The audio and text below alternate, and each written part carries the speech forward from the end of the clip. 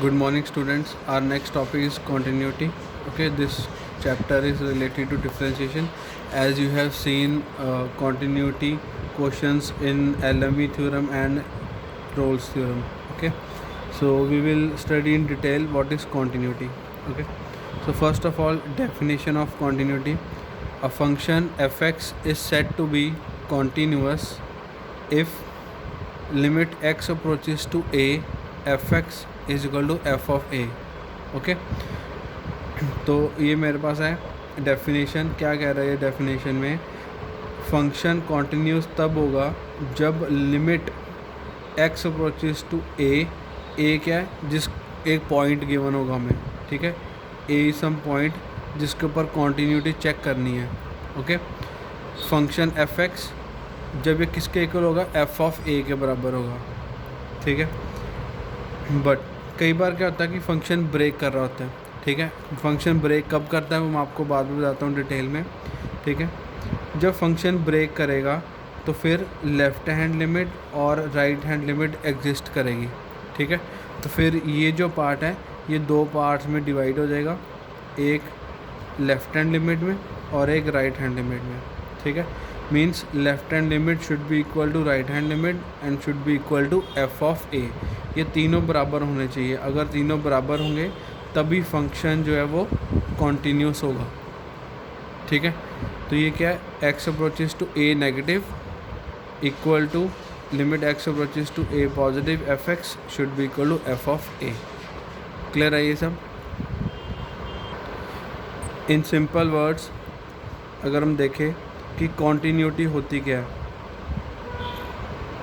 ठीक है, अगर मैं एक ग्राफ ड्रॉ करता हूँ, अगर ये ग्राफ मैं बिना पेन उठाए सीधा ड्रॉ करता जा रहा हूँ, मतलब ये ग्राफ क्या होगा? ये कॉन्टीन्यूस होगा हर पॉइंट के ऊपर. ठीक है, कॉन्टीन्यूस जैसे ही नाम बता रहा है. ठीक है, कॉन्टीन्यूस मतलब ये ग्राफ बिल्कुल कॉन्टीन्यूस है, कहीं पे भी ब्रेक नहीं कर रहा. ठीक है, अगर आपका ग्राफ कहीं पे जाके ब्रेक हो जाता है, ठीक है, अब यहाँ से नीचे की तरफ आया फिर इस तरफ आया.